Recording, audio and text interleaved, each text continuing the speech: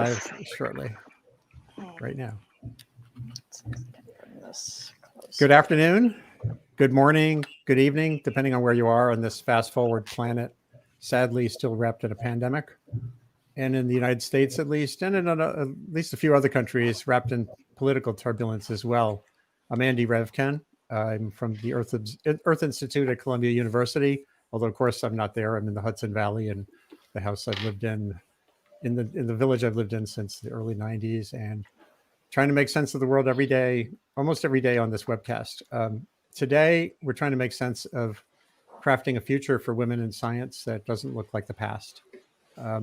Anyone who's tracked the history of science, throughout the history of science, women have faced outsized hurdles and risks in pursuing careers in research and in academia, ranging from denied credit and advancement to physical and emotional abuse. Sadly, many of those impediments to equitable and productive participation in work advancing human knowledge persist to this day. So half the species can't be contributing to fully and completely and safely and productively in advancing our understanding of the planet and ourselves and how we go from here. That's a bad thing, right?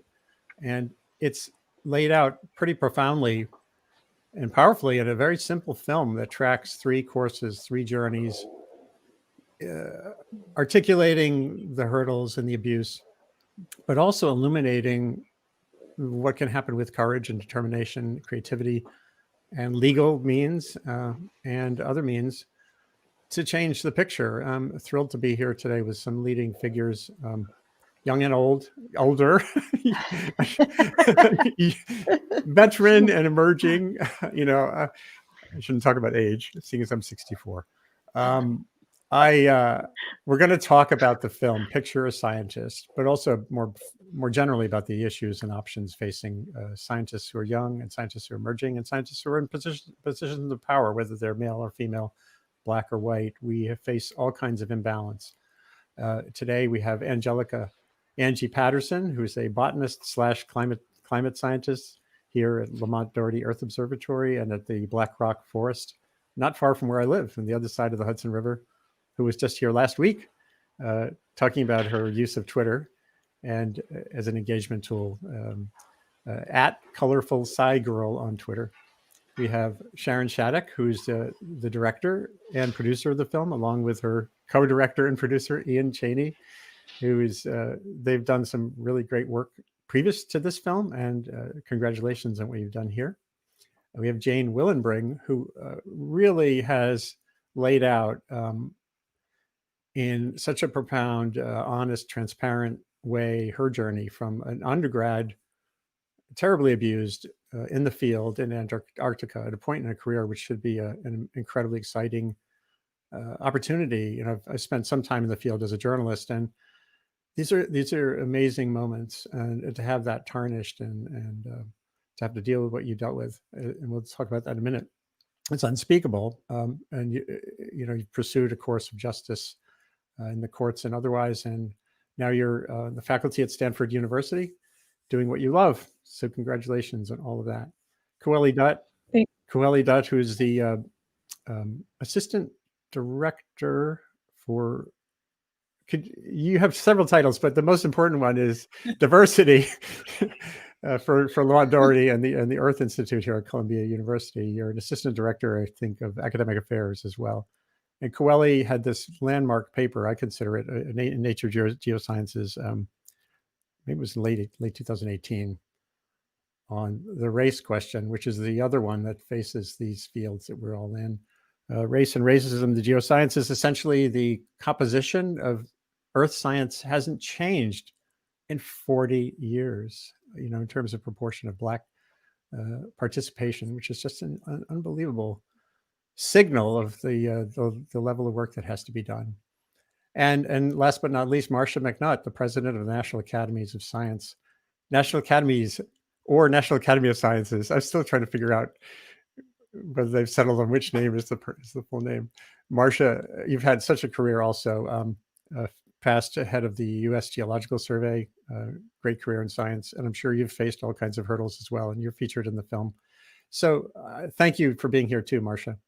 And is it National Academies or National Academy of Sciences?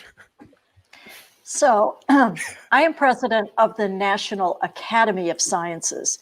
Though the three academies together, the National Academy of Sciences, National Academy of Engineering, and the National Academy of Medicine together work in concert to produce the advice to the government, and I am the chair of the three academies. Got it.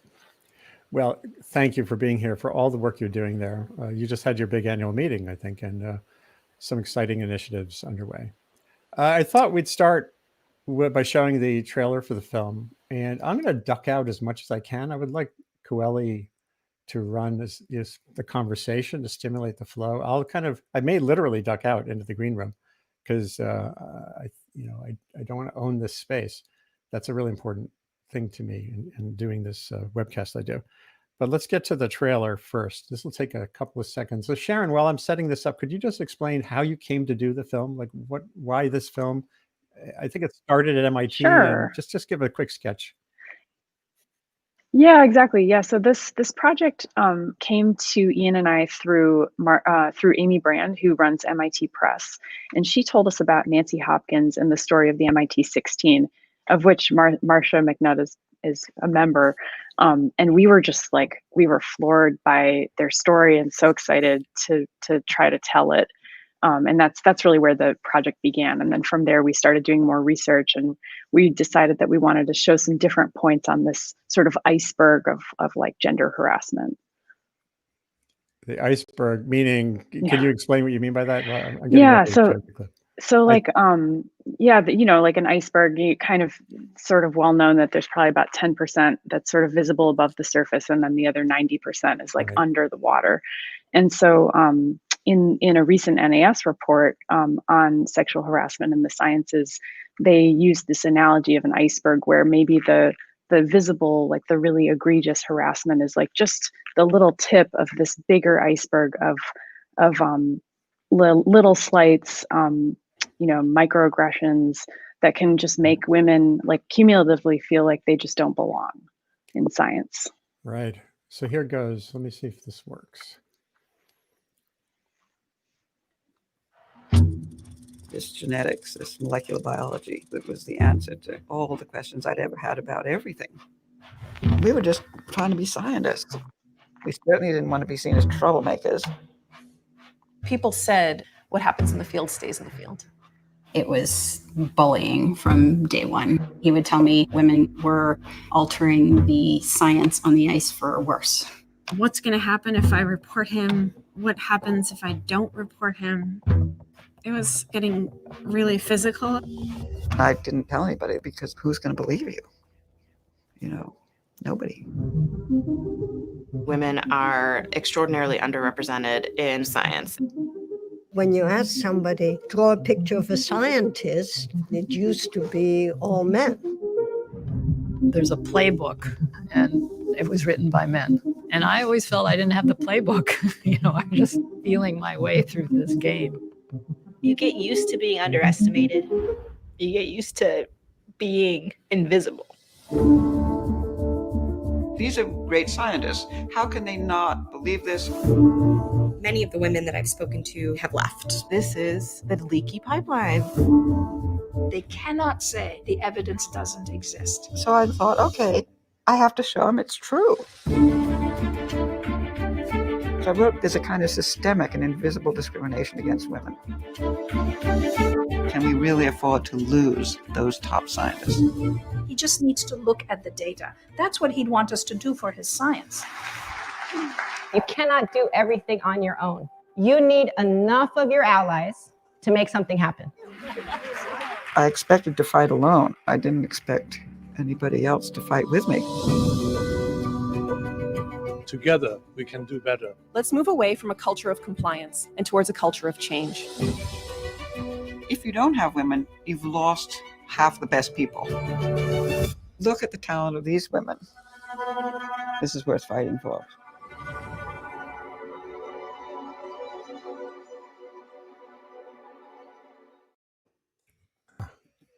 Worth fighting for indeed. And I assume, had you settled on the name for the film before you interviewed? Was that where the name came from? It was so no, we struggled until like the last minute with the title of this film, as Jane knows, because we were like going back and forth and being like, what do you think about this?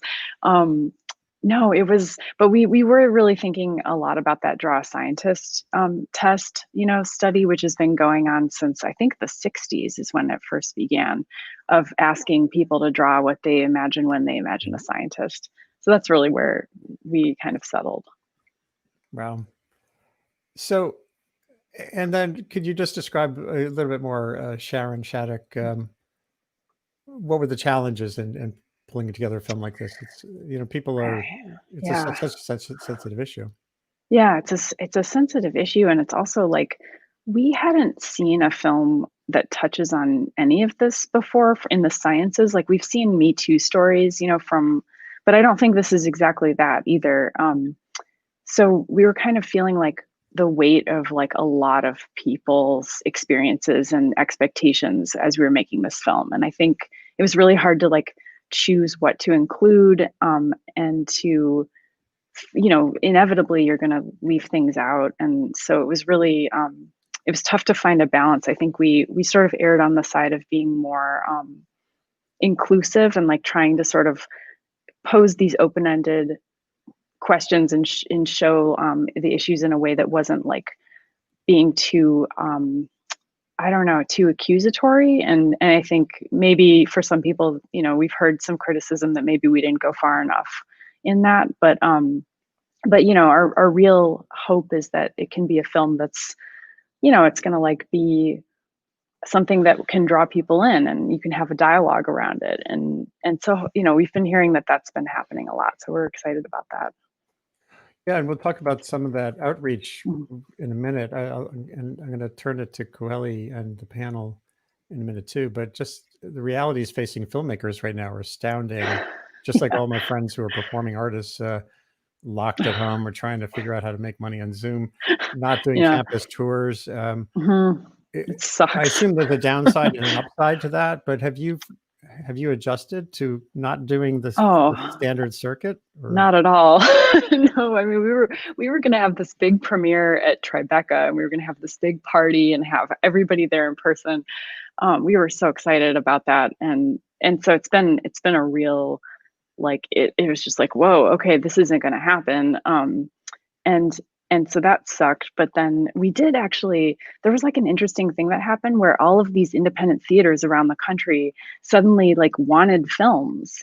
And they were like places where we've never been able to screen before. And they were like, oh yeah, we'd love to have your movie for a virtual screening. So we ended up like pivoting and doing this big thing that we didn't expect to do at all, which was really, really cool. Yeah, and I'm showing just on Twitter, I'm scrolling through, there's the Association of Filipino Scientists in America. Yeah. There's what else is here? I know 500 Women in Science has been very involved with the film. Cape Cod STEM Network. This spills into STEM learning. It's not just colleges and like with Jane promoting this session today. So it does open a landscape of opportunity and connectedness to do this stuff online too. Interesting point. Yeah, it's pretty awesome. It's like a totally different way of unrolling a film than we've ever had before.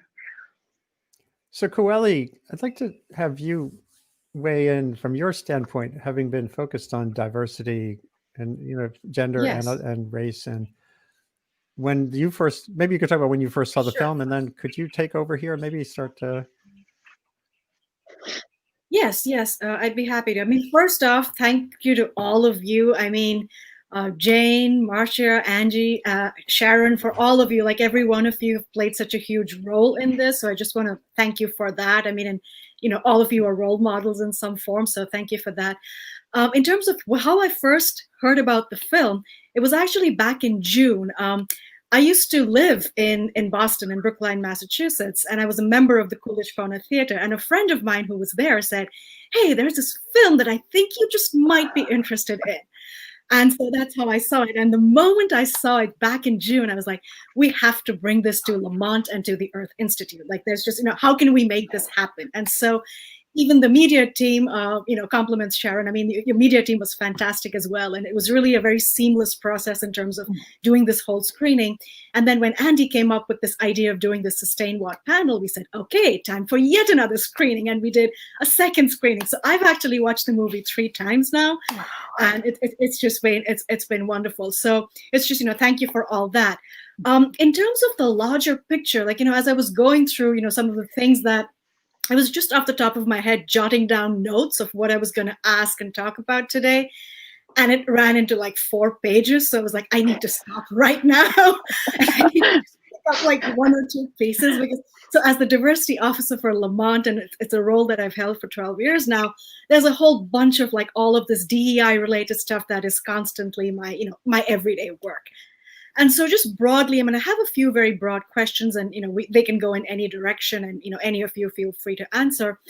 One of the things that I wanted to talk about, and this was also brought up in Science, or was it Nature, I think, last month, is that up until last year, the National Academies didn't have, I don't know if it was just science or also for engineering and medicine, they didn't actually have procedures to remove harassers. And now that there are procedures in place, which is great, it looks like people haven't really been using them, even though some of these people were named very publicly as harassers. And so, do you have any thoughts about why people haven't been coming forward, or is there something that the National Academy leadership could do something about? And especially given the landmark and the National Academy's report in 2018 that found that even the perception of harassment being tolerated was the most potent predictor of harassment or occurring in an organization. So within that context, I'd love to hear any of your thoughts, or all of your thoughts. So I'm happy to take that. We felt, in fact, I was convinced that after that vote took place, there would be a landslide of cases coming forward of requests to remove members. And yet there was a trickle of cases that came in, absolutely none of them that had to do with sexual harassment. And I was shocked. And I think the reason for this is that the Academy is a very collegial place, and that members maybe did not want to bring forward their colleagues. But as soon as I did that interview with Nature, and it became clear to the outside community that anyone could bring up an Academy member for removal, then the flood came in. And so now we have in front of us many, many requests, in fact, multiple requests to remove the same person. So now we can finally act on them, and we are acting on them. In fact, once they came in, we realized that some of our procedures weren't quite as smooth as we had thought they might be before we had to actually implement them. So we're smoothing them out now to streamline them, and we're getting down to business. So I think that's the reason. But that Nature article was pivotal in getting the actual requests in to pass some scrutiny on members against our code of conduct. So that was a great thing. Wonderful. I mean, that's really wonderful to hear. Though even as I'm calling it wonderful, I'm realizing how weird that sounds. But what we're talking about doing here. So yeah, no, but I think it is because the intent of having that ability to remove a member was twofold. One is to set the right tone and example for everyone in the Academy and for all of science. And secondly, to make sure that those who are members are worthy of the title. And if we don't ever act on it, then why do we have it? So. Absolutely. I mean, thank you for that. I mean, that's really great. Now, one of the things I remember when I was, when I heard about Jane's case, and the fact that at BU, the faculty committee voted to basically give Marchant just what amounts to a tap on the wrist and nothing more. And then ultimately it was the president, Robert Brown, who had the guts to do the right thing and basically say, this is rubbish. Like, I'm not going to stand for this.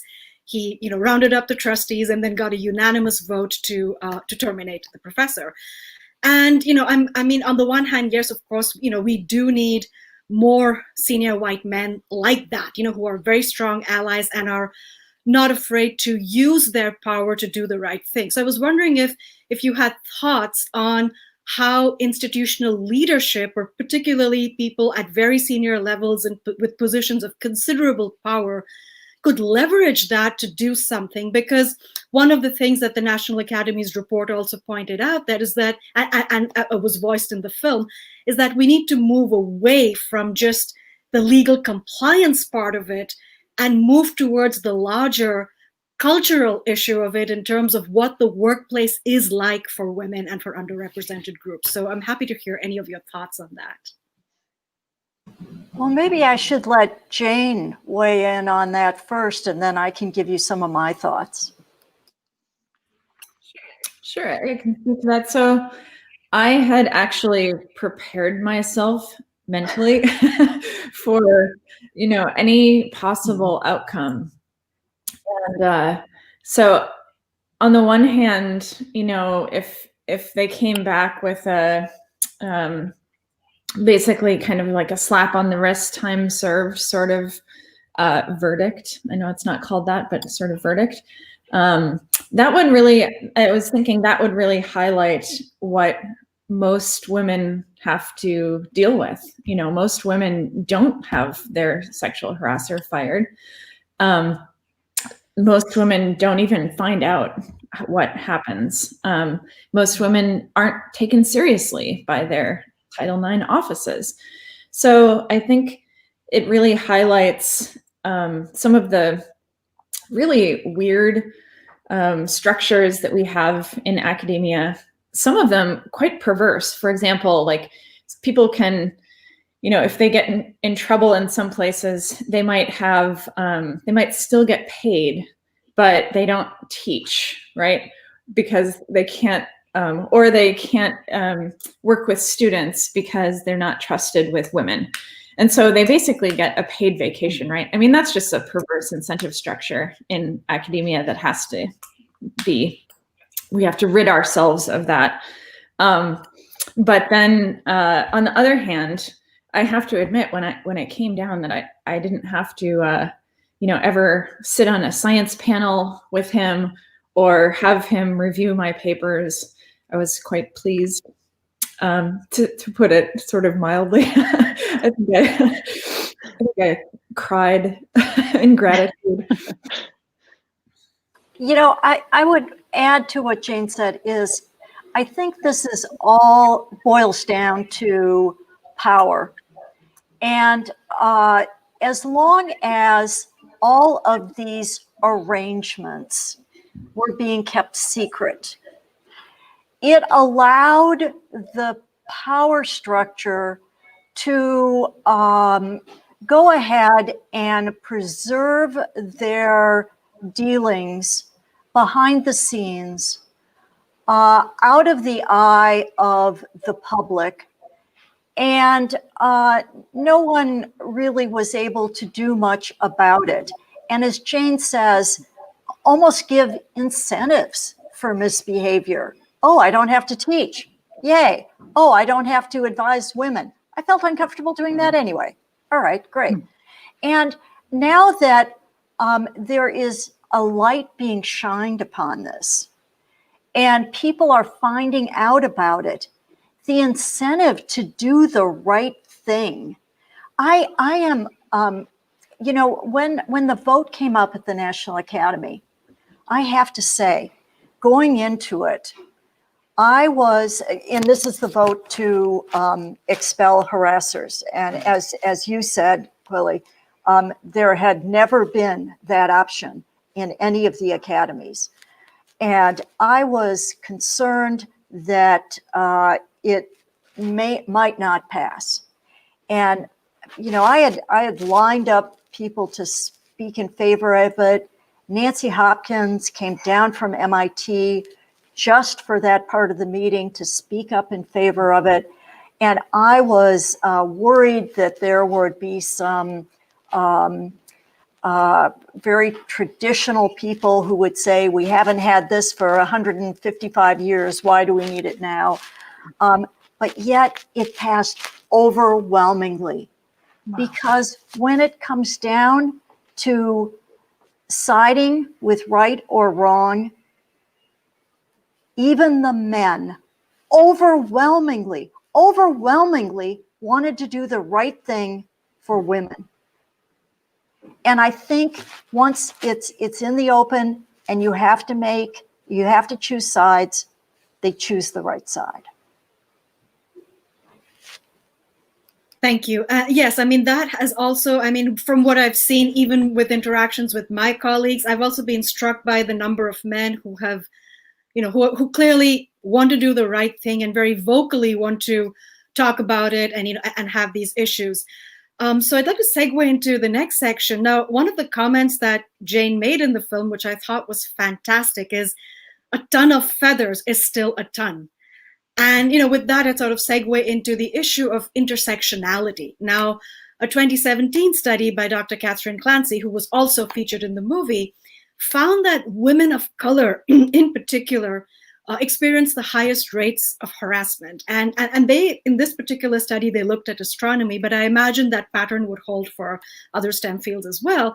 And when you look at what Dr. Rachel Burks said, you know, her experience of being mistaken for a janitor, I mean, it was not an isolated one. A study found that almost 50% of Latina and Black women scientists had been mistaken for janitors and admin staff. And the way, you know, just as Dr. Burks describes her experience, you know, there's this huge cognitive burden that people of color, especially women of color, have to deal with, which their white colleagues and their male colleagues don't necessarily have to deal with. And so it doesn't occupy their mind space in the same way that it would in, you know, for a woman of color, in terms of constantly having to prove that you're worthy, proving that you belong, proving that you're good enough. And at the end of the day, every one of these things, it all adds up and it becomes really, really exhausting. And I know that I personally experienced this a lot myself.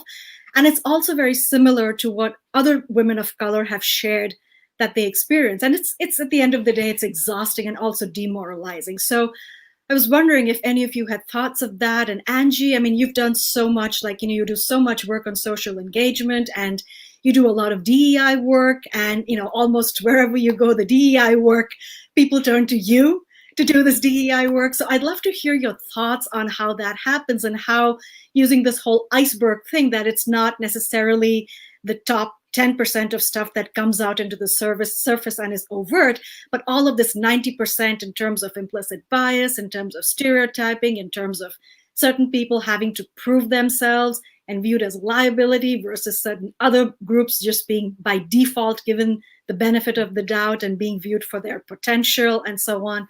So I'd just love to hear your thoughts on that. So much to unpack right there. I mean, yeah, like just watching the film and seeing all the experiences these scientists have encountered, and Jane in particular, you know, I was writing notes. I had about 4 pages as well, and I was just thinking, like, wow, what if I was out there as a Black woman? Like, how would that have experience translated in, you know, in my life? And, you know, the intersectionality, you know, being a Black woman of color and in science, you know, it really gave me that perspective to make certain decisions, you know, at every step of the way. You know, I was very conscious of me in a space. It's very explicit every time I go to professional conferences. Most of the time, I am the only one. even thinking about where I was going to do my PhD work, my lab group, usually they do their work in the Arctic, in a very remote field station. I would hear stories, and I was always thinking like, how comfortable would I be there? Probably being the only Black Latina woman there. I don't want to come back with a story, so, it's probably geared, led to my decision to do work only an hour and a half away from New York City,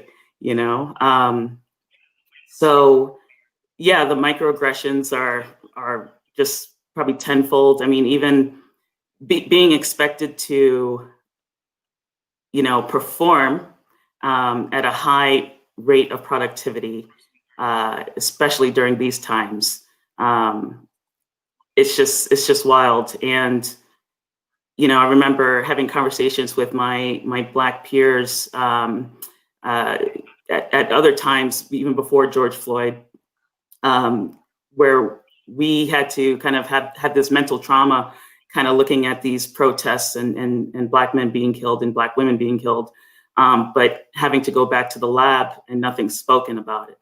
We have to hold it in and still perform our daily duties like, others who never really have the privilege, they have the privilege to not even think about these things.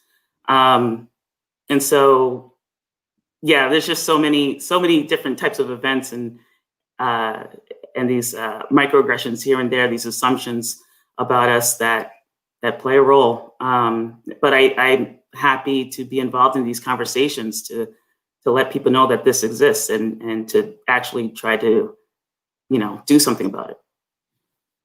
Thank you. Would any of the other panelists want to share any thoughts on this? Well, I was just going to invoke Rachel, because I've been on enough panels with her, that she would say if she was here, but it is not the obligation of minoritized individuals or oppressed individuals to be the change makers, right? So we have to pick up that slack, and we have to make some changes ourselves. And I really appreciate all of the time that you put in, Angie and Quilly.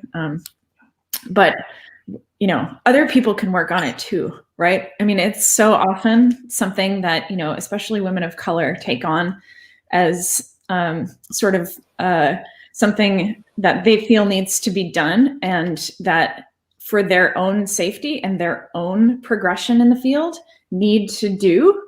Like, it's not an option, but I feel like we really need to take more of that on, especially people who are post-tenure, especially senior people. And I'll just add, put in a little advertisement here. Sharon mentioned the sexual harassment report with the iceberg. We did a follow-on report that looked at the added issues for the duality of minority women and minorities in science overall. And that report has a number of recommendations for addressing the issues. That report is freely available on the National Academy's Press and has, just as Jane says, it's not the responsibility of the oppressed to solve their problem. But there are a number of things that institutions can do, that societies can do, that funding agencies can do, that all stakeholders in the enterprise who really have a vested interest in seeing the full potential of these valued members of our enterprise reach their full potential. So I recommend that report.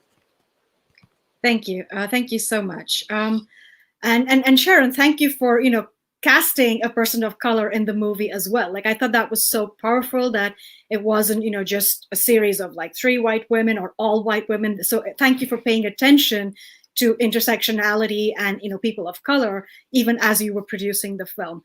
One thought I had, and this was something that, I've thought about for a while now on both the race and the gender issue, is that often, sometimes when people don't personally experience something themselves, they're less likely to believe that it's even real. So there was a study that Karen Mercer-Krusing, she was one of the authors who did this study, not the John versus Jennifer study. I mean, that's pretty well known, it's in the film. But there was another study where they looked at people's attitudes, and they looked at 3 groups. They looked at the general public, they looked at non-STEM faculty, and they looked at STEM faculty, both men and women. And what they found is that, in particular, male STEM faculty were reluctant to accept evidence of gender bias as being real. In a similar vein, the survey, the U.S. College President's Survey that is done every year, I found something very interesting. I found that when presidents were asked, what do race relations look like on U.S. campuses in general, only about 25% of them said that race relations on U.S. campuses in general were good or excellent. But the moment they were asked, what are race relations like on your own campus, 81% of them said it was good or excellent. So you have a situation where the people in positions of power don't actually experience a certain thing, yet get to decide whether that thing is happening or not, and what their response to that thing should be.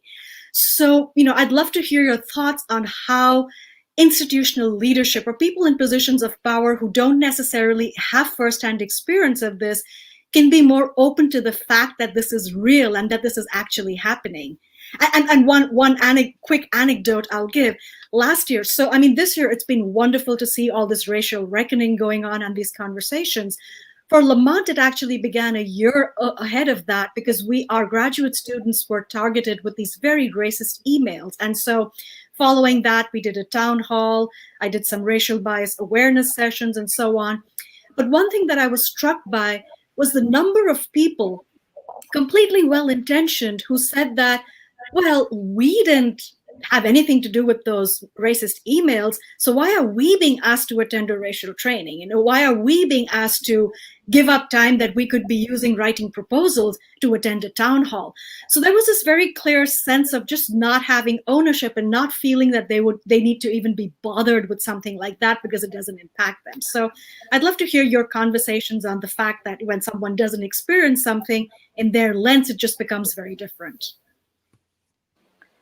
Well, let me give one example, Quilly, of an unintended experiment that ended up raising some awareness. When I was editor-in-chief of Science, I happened to have done a review for the American Philosophical Society of a number of proposals by young people, and each of them had reviews by senior people for the fellowships for these young people. And in my editorial on this that I wrote for Science, I noted a bias in the letters that were written for the male students versus the female students. The male students were always described as brilliant, creative, leaders, innovative, and the women were always cooperative. They were always kind. They were always hard workers, etc. So I said, to look at these students on paper, I saw no difference in their academic prowess in terms of what they had achieved, but a clear bias in the letters of recommendation in terms of the qualities that their recommenders choose to highlight in the letters. I mean, one said, she is kind to her grandma and walks her dog on the beach. Come on, what does that have to do with whether she should get this fellowship? So I wrote about this in my editorial in Science. I was overwhelmed with letters from faculty members saying, I saw myself in your editorial. I am guilty of doing that, and I'm going to stop. That's wonderful. I mean, there have been so many similar studies, and we did one for the geosciences using Lamont's data set of letters of recommendation that we subsequently published in Nature Geoscience. And it was the same thing when people were describing the male applicants. It was brilliant and trailblazer and star and so on. And with women, it's, fantastic, team player, very hardworking, reliable, nurturing, and and of course there's nothing wrong with all of those things. It's just that what we need to do, even as we talk about these things, we associate those values as not being important for leadership roles. And I think we just need to have a whole reversal of what leadership means, especially when you look at what's happening in the world around us and how countries led by women have in fact had the best response. So, but anyway, I think we probably need to wrap up maybe in 5 or 10 minutes or so. So one of the things, oh, sorry.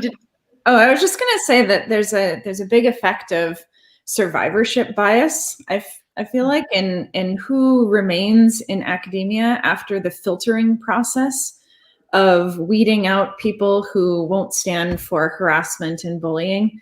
And then you end up with people who have, sometimes never experienced negative, or never had negative experiences in their careers.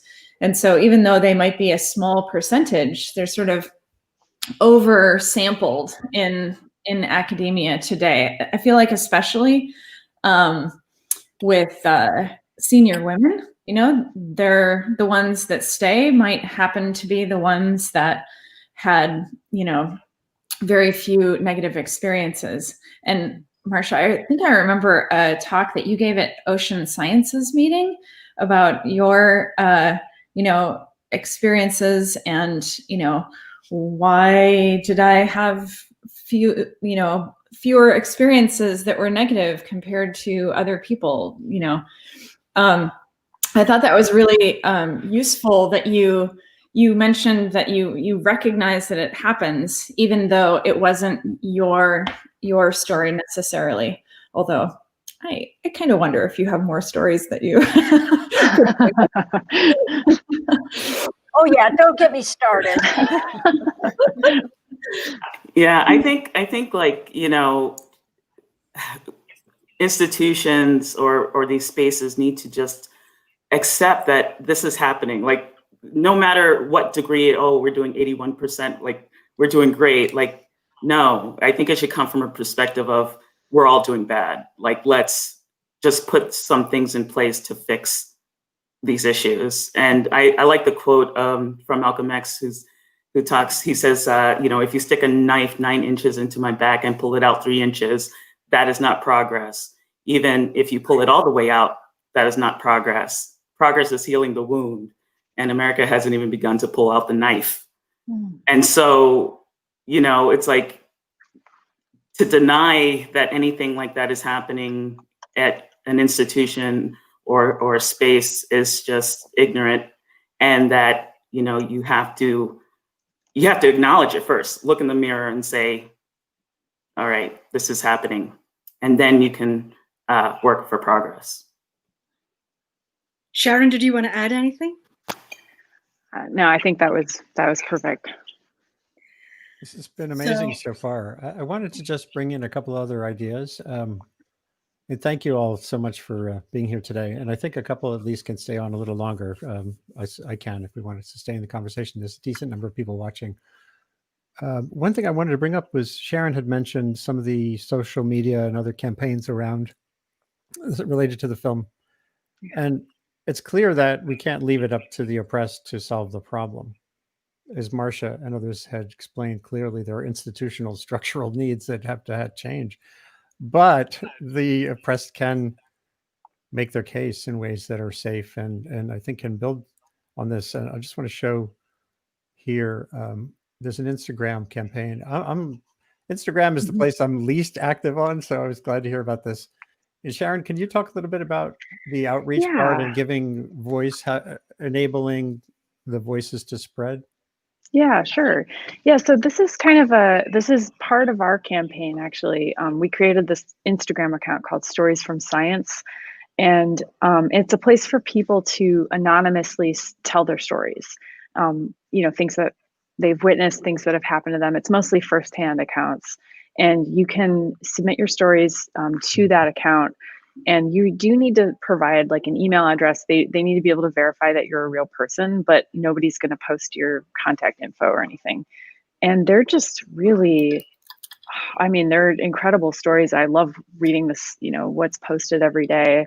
Some of them are hard to read. They'll make you mad in the same way that the film might make you kind of mad, but hopefully fired up in a good way. To me, like just making this film has been really incredible. I have a background in forest ecology and botany, and I've never had an experience, like what Jane experienced. Although I do sometimes think, like, I've heard so many stories from Nancy Hopkins and other senior women about how it can get worse as you get, you're more competitive with your male colleagues in the field. And so I don't know what might have happened in my case. So it was something in the back of my mind the whole time we were working on this. Wow, this is pretty extraordinary, this portal. And Jane, I wanted to ask you, and then I'll turn it back to Coeli too. In kind of coming forward as you did, I know you waited a long time until you had some security, some possibility of having a fair shake.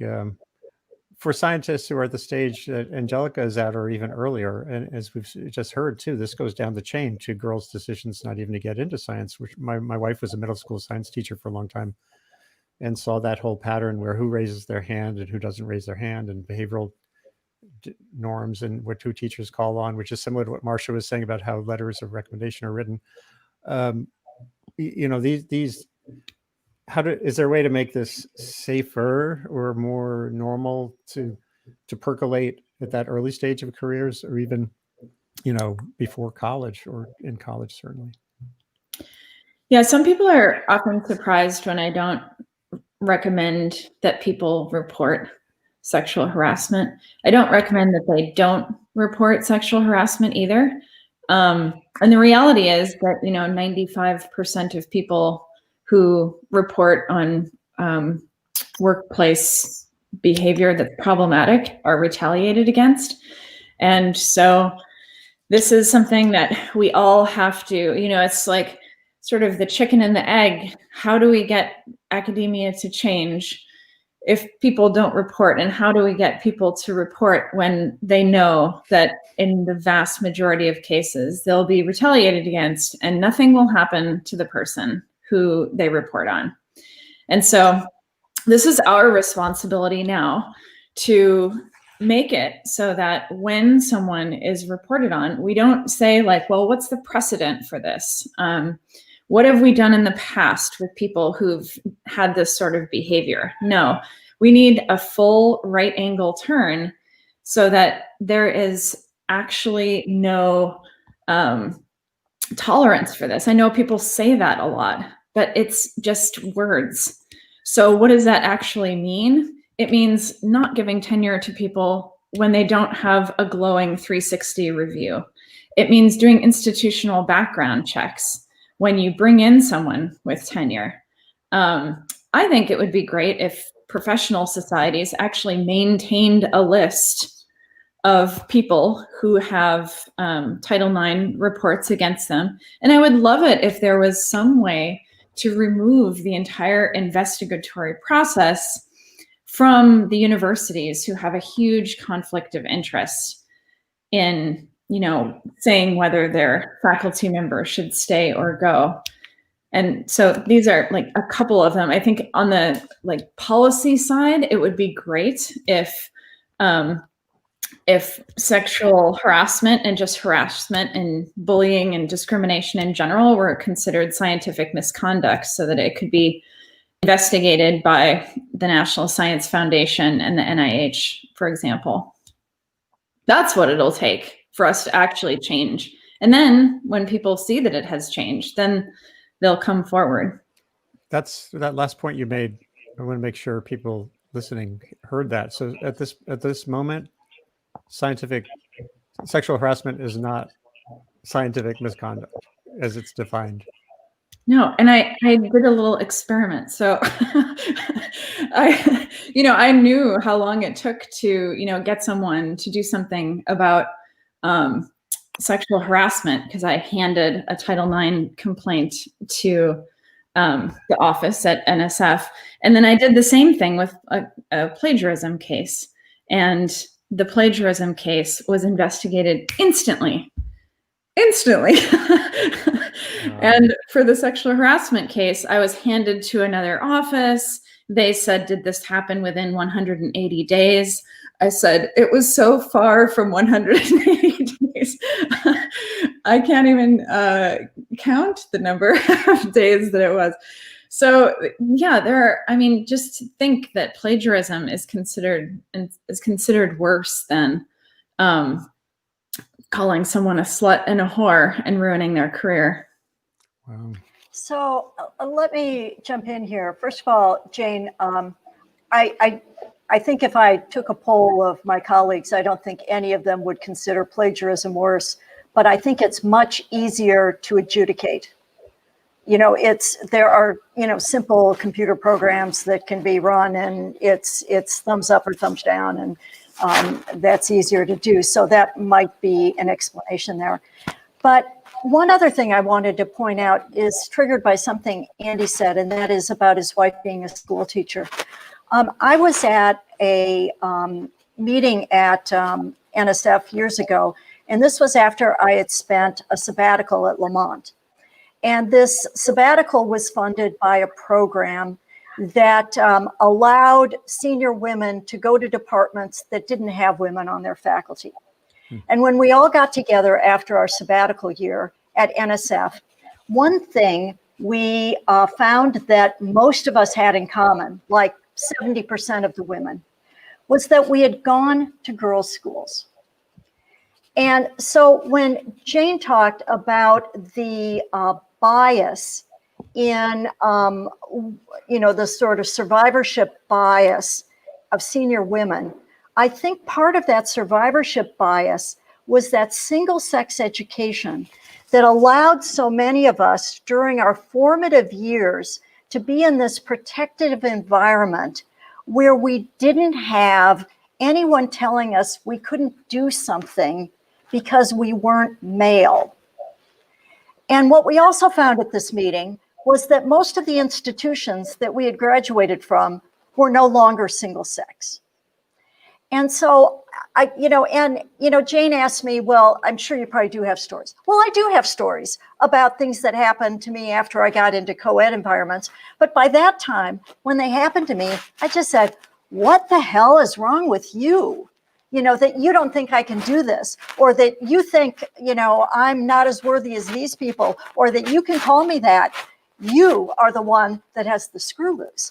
And it was because of the 18 years I spent being told that there was nothing I couldn't do except be a priest. And so, I think we need to think about what we can do for those early formative years for young women to make sure they grow up with that confidence that there's nothing that they can't do. Wow.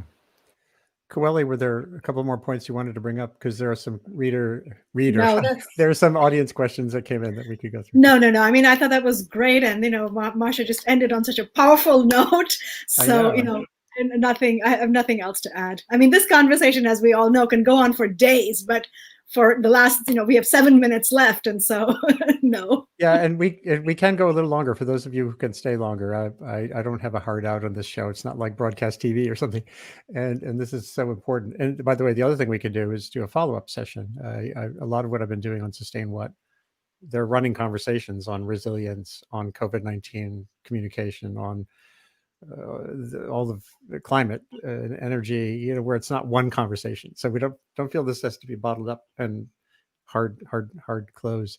There are a couple of thoughts that came in. Well, Lisa Cass Boyle says something that kind of amplifies what Marsha just said and what Marsha actually is doing with her life. We need more women in science to change the balance of power. Basically, getting into power, getting tenure, getting to the end of the line. For those who are at that stage, you can start to change the way things work. Even as we work at that ecosystem at my wife's part of the scale. By the way, now she teaches teachers how to teach sustainability. So she's doing professional development.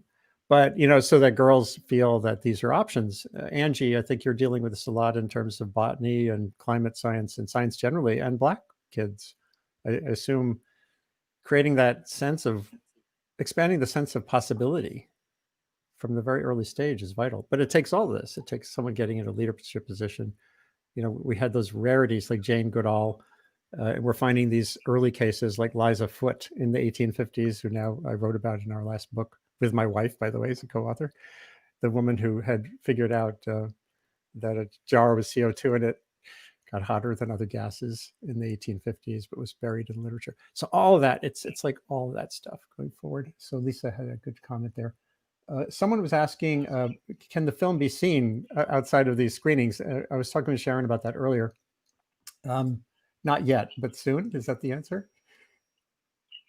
Yeah, it will be soon. So you can actually go on our website now, which is pictureascientist.com, and you can hit this button that says host a screening, and you can host a screening for just a small group of people if you want. It doesn't need to be good. like a big, official society. And then also on our website, you can sign up for our mailing list, and that's where we will announce our broadcast and our streaming news as soon as we can. But we are planning on having a big public, rollout in 2021, probably in the spring. And the website is pictureascientist.com, and you can actually see a lot of information about the film, the heroic figures who are in it, Rachel Burks, Jane, who's our guest today, and the trailer, etc. And then Instagram, I do love that Instagram page that you've created, so that with the security of the opacity on individual, but the veracity of being sort of verified. These stories are so powerful and illustrate the scope of what we're talking about here. That the iceberg is real. You're looking at the iceberg right now beneath the surface. We're deep diving, and that leads me to one last question for Sharon, the filmmaker. Back in 2012, the European Commission commissioned a really stupid film on women in science. It looked like one of those 1990s vintage rock videos of girls in high heels and stuff. I think it's not even viewable anymore, right? They might have taken it down. So I was writing about it, and there were some Dartmouth students who got in touch about their film that they were making. And these are women in science. This is 2012 who I think I wanted to ask you, like, what's the role of storytelling beyond the Instagramming? Is there something for young women in science to do today that might be part of the picture going forward too? I'm not going to play the sound for you, so you could, but here they are showing you. Oh, amazing! The realities of field science in Greenland. Yeah. What's the role of storytelling here?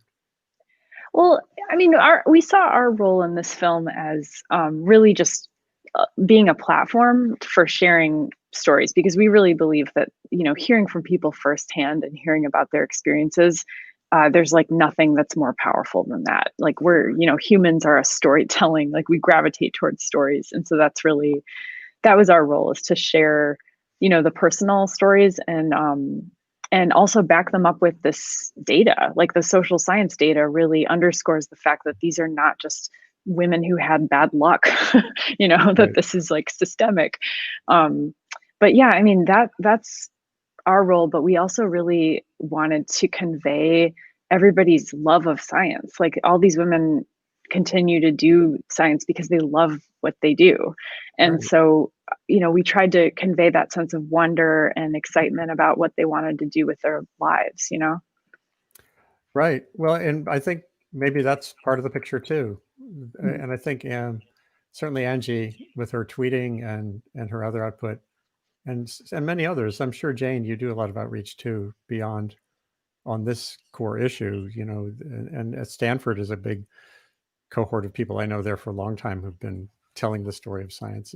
I guess, what would be the vision of success? Let's end with, if we're making a film 10 years from now and to illustrating what can be for women in science, what would that feel like? Jane, like if you take yourself back to your undergraduate age, and for someone who you're teaching now, if you're doing any undergraduate teaching, but if there's someone coming to Stanford 10 years from now, which, that's a time scale where you might see some structural change. What would that film look like?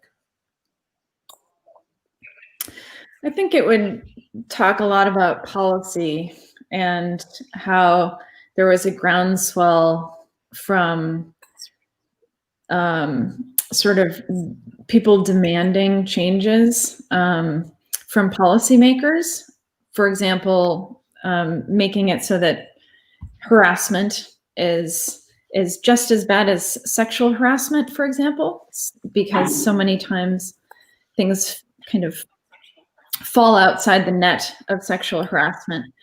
I would love it if, in 10 years from now, we had lots of women of color just like taking over universities. That would be so wonderful. I would love that. And then I think also, like, I hope that there have been enough opportunities for people to realize how, a lot of the change has to be from cultural changes in departments, and that people can't just, create rules for this, that it has to be something that becomes not tolerated on a personal level, and, in meetings, and with every action show that you can bring your whole self, and you should bring your whole self, and we will welcome you. Be awesome. Maybe if each of you has another sense of some vignette of what life can be like in 10 years for a woman entering science. Marcia, from your end.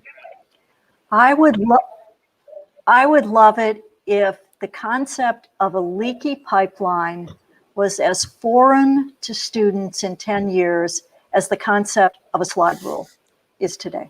That's a pretty good way of summarizing it. I still have a slide rule somewhere in the attic. I couldn't have said it better myself. I think, Marcia and Jane, what you said is exactly what I'm imagining. I would love to see a film, just showing all colors, all genders, and that all starts with the culture in a space. That's where the leaky pipeline comes in. You don't have these welcoming spaces and these policies in place in some places where you don't feel comfortable. The change has to be from within first before people are going to want to be there, and then thrive. How do we uplift and get more diversity and inclusion in the leadership positions? So that's going to require, the allyship there, and people empowered to uplift. So yes, in all levels, I would love to see that. Well, I think we'll call this session quits right now. This was fantastic. Coeli Dutt, thank you for helping to run the show here. I love it when I can step out and let others do this. I've had students from McGill and Waterloo actually led a session here on ecological economics. I'm encouraging folks to think about this platform in that way. Sustain What, which is what this is a global online conversation identifying solutions to the complicated, shape-shifting, and epic challenge of humanity's great acceleration. That's been our last half century, in Zoom mode on the planet. Of course, now we're in the great pause, thanks to nature reminding us we're not in charge all the time through the pandemic. A prime focus is making sense of and getting the most out of the planet's fast-forward information environment. It's the one Earth system changing faster than the actual environment. It has great, wondrous qualities like connecting us all today with you, wherever you are. And it has huge impediments, structural impediments. The system we're connecting here through is designed to distract us, to polarize us. And that's a whole nother series of sessions I do here. How do we work that out? It's part of my work as building Columbia University's new Earth Institute initiative on communication and sustainability. As soon as we're done, share the link you've been watching on Facebook, LinkedIn, Twitter, wherever you are, with friends in circles far and wide. This all gets archived. And get in touch with ideas. Look at that distracting little scrolling bar at the bottom, which has the information on how to do that. And just another thank you to my guests here today, Marcia McNutt, President of the National Academy of Sciences, Coeli Dutt, my colleague at Lamont Doherty Earth Observatory and Diversity, Angelica Patterson, who was just answering a botany question for me the other day about massive size of sycamore leaves. Sharon Shattuck, the filmmaker, with Ian Chaney behind this spectacular film, Picture a Scientist. Go to pictureascientist.com. And Jane Willenbrang, a geoscientist at Stanford, professor there on the faculty now, who endured a long, tough journey to get to where she is. We have other sessions coming up. We're just going to quickly show you what's happening on Friday. Back to the pandemic, I have some guests who were on very early this year. Howie Frumkin, who used to be the head of the Center for Environmental Health, who's an epidemiologist, and Tomas Puello from the Bay Area, who wrote one of the most influential pieces about the hammer to dance idea of controlling an epidemic. And others will be back on. Angela Rasmussen, a virologist here at Columbia, to talk about, well, we screwed up the dance. We did the hammer, the lockdown, but we totally lost the chance to have the tracing and testing at the way you would need to control this pandemic. And it's playing out terribly as a result. So we're going to go beyond pandemonium, looking at what comes next. Can we, with whatever happens in January, let's hope we get into a different approach. And then another one on, here we are. I'll close out with where we were today. So thanks again to my guests today. This was a great first conversation on an enduring subject of getting science to fully reflect the richness of society around us, male, female, black, white, all the colors in between. So stay tuned, stay safe, and stay connected from a distance when needed. Thank you all for being here today.